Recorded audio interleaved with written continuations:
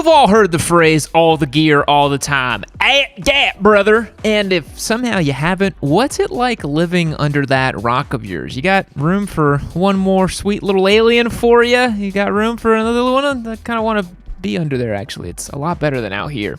Gear's one of those things that gets hammered into new riders right away. From your MSF instructor, your riding buddies, and the paranoid doomers on our motorcycles, everyone's always talking about gear. And it's for good reason. You know, you can wear it and it'll literally save your life. It keeps your skin off of the asphalt and onto your corporeal form, keeps your bones intact most of the time, and to make sure that the soft parts of your brain stay safely tucked away inside that skull of yours instead of marinating in the sunlight on the side of the highway. But here's the thing that less people will probably tell you because they want you clicking on their affiliate links for NBT riding jeans that's unabashedly displayed in their Instagram bio. In case you don't remember, I took down NBT pants. Don't buy those things. Gear is not, shall we say, perfect. There's marketing lies, hidden downsides, and a bunch of hard truths you usually don't discover until after you've been riding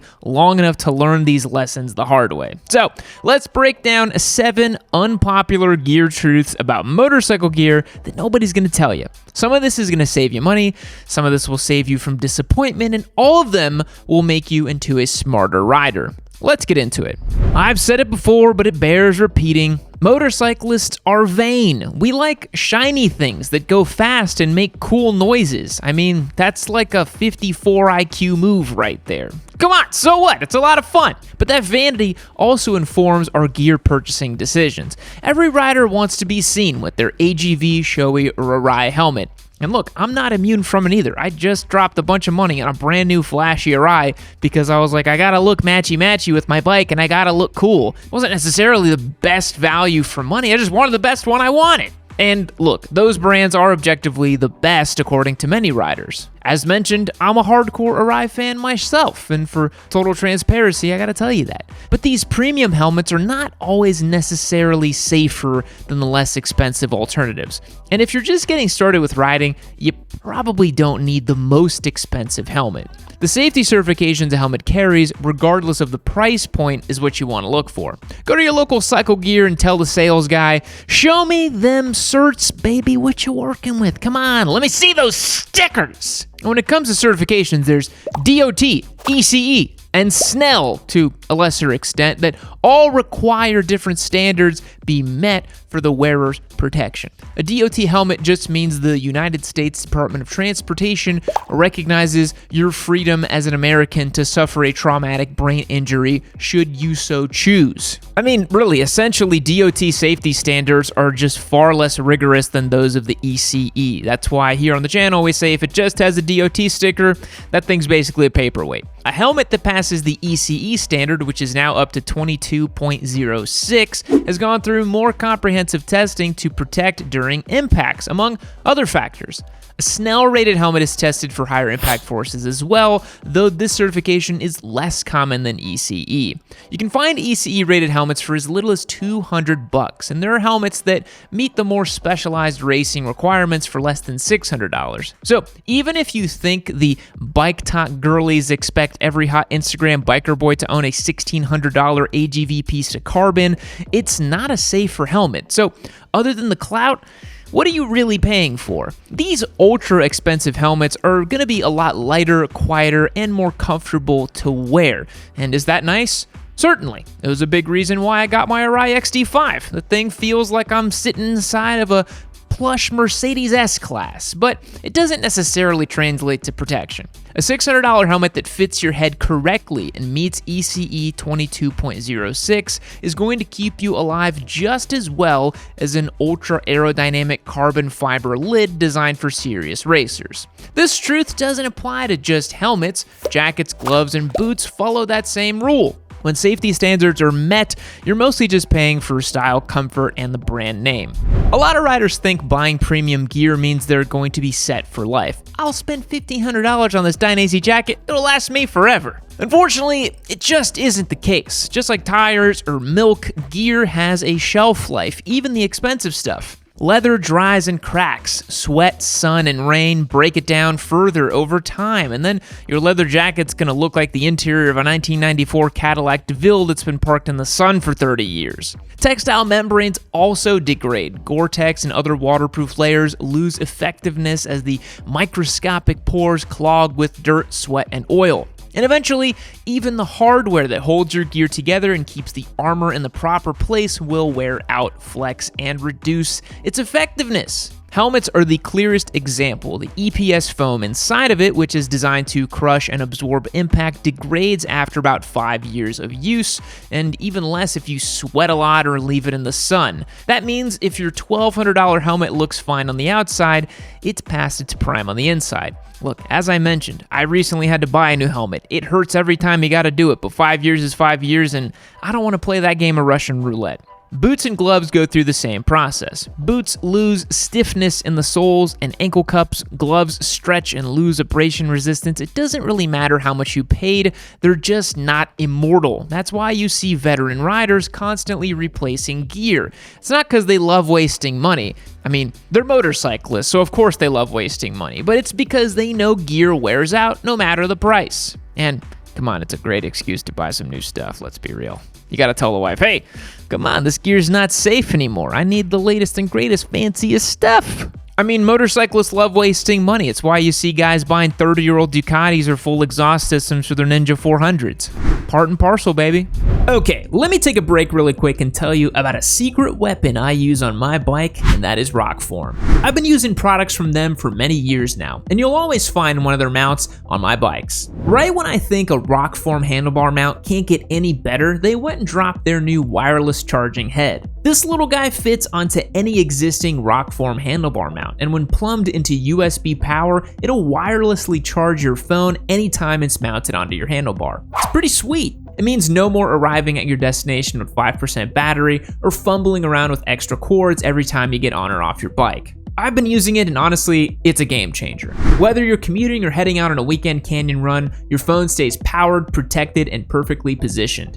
Rockform has always been a longtime supporter of Yami Noob, and we are very grateful for that. So if you like what we do and need to upgrade your mount or jump on the bandwagon for the first time, hit the link in the description and use the code YN25 for 25% off your order from Rockform. Thanks again to Rockform for sponsoring today's video. Now let's get back into it.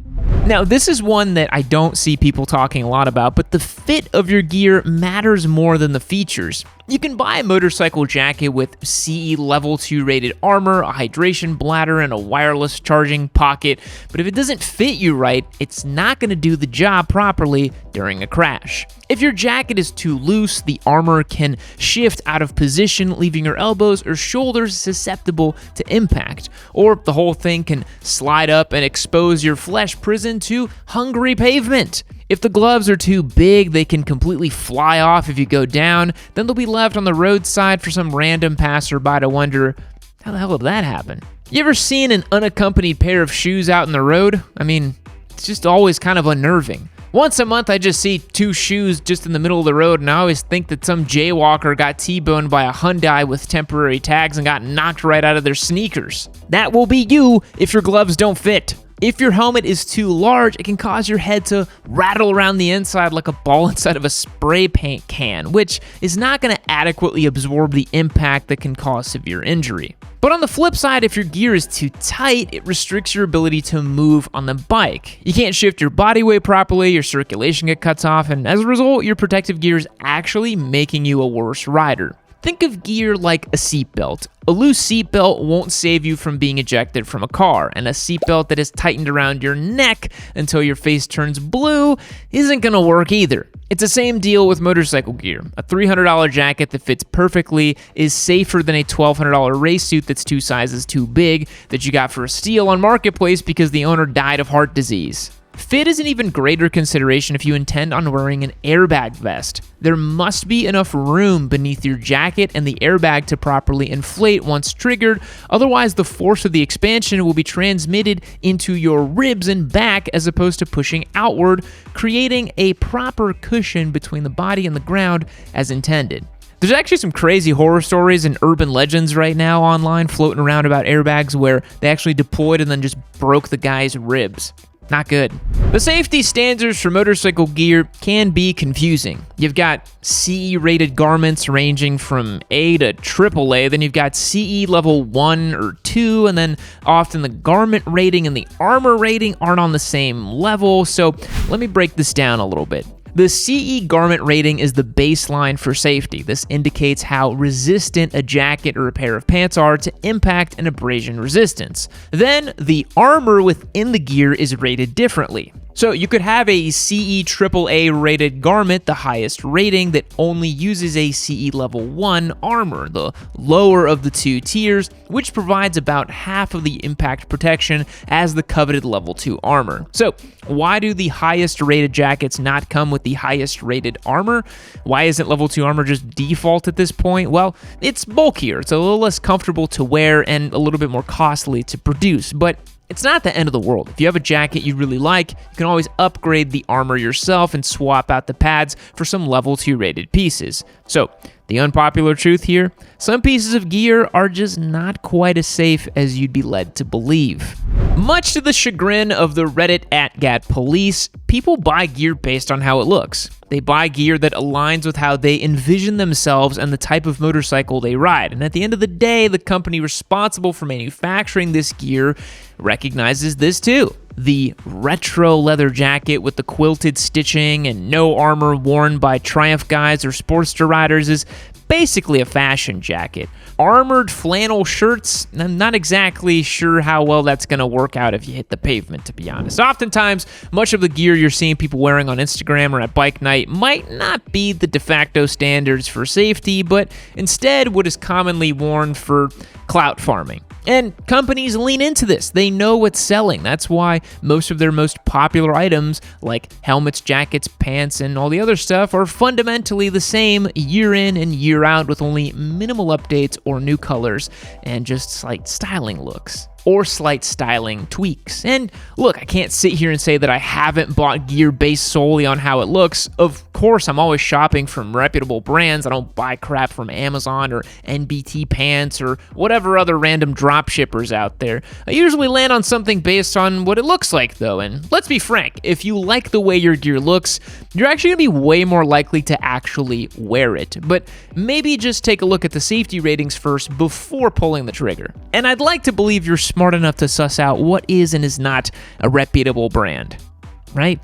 So I kind of feel like the idea of waterproof motorcycle gear is a pretty big lie. You can spend $800 on a jacket that claims to be 100% waterproof, only to be completely soaked 30 minutes into your first rainstorm. I feel like most gear is just water resistant at best. It'll handle a light rain or a drizzle, but if you're going freeway speeds in a downpour, nothing you wear will protect you from being power washed by Mother Nature. With that much water, it's gonna find its way in through seams, zippers, fabric pores, down the neck of your jacket, or down the top of your boots. Gore-Tex is better than a plastic smock you get at the gas station, but it's not perfect and it really is not cheap. The best solution, in my opinion, is a dedicated rain suit that goes over your existing gear. A rain suit is not sexy, it's not fashionable, and look, I wouldn't be caught dead wearing one if I didn't absolutely have to, but it's probably your best bet to stay dry. And on a longer trip, it's kind of an essential. A waterproof ADV jacket will help in light rain, but if you really want to stay dry during heavy storms on long hauls, you're gonna need an actual rain suit. Another thing to consider is that if your gear is waterproof, that also typically means it's not letting a lot of air and kind of ventilation through, because guess what? It needs to be insulated from water. So having a separate shell you can put on over your ventilated gear is usually a good idea. Which leads me to my next point. In a lot of parts of the US, the summer is actually the worst time of year to ride. Think of here in Texas, 105 degrees and humid. Yeah, no thanks. 115 in Phoenix? No way. The sad truth about riding in extreme heat is that hot weather summer gear doesn't do a damn thing to make your ride more enjoyable. Breathable mesh means nothing if the air making its way through your body is registering 110 degrees off the blacktop, sometimes even higher. Once the air temperature is hotter than your skin, airflow isn't going to cool you down anymore. You're just riding in a real-world hairdryer. I mean, literally how it feels here in Texas at the height of summer. Imagine someone opens an oven door and you just ride into that.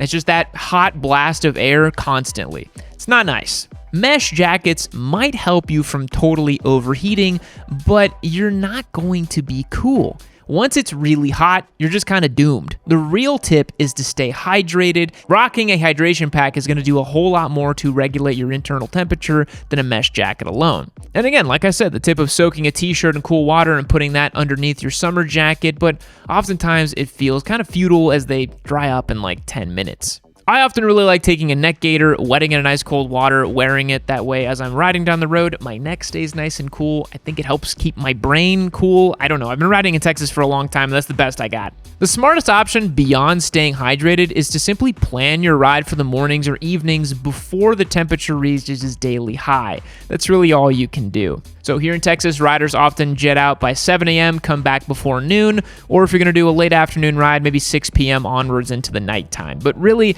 that height of the heat, 1 p.m. to 4 p.m., this is really not even worth it to go ride. So there you have it, boys. Some unpopular gear truths that big commerce doesn't want you to know about.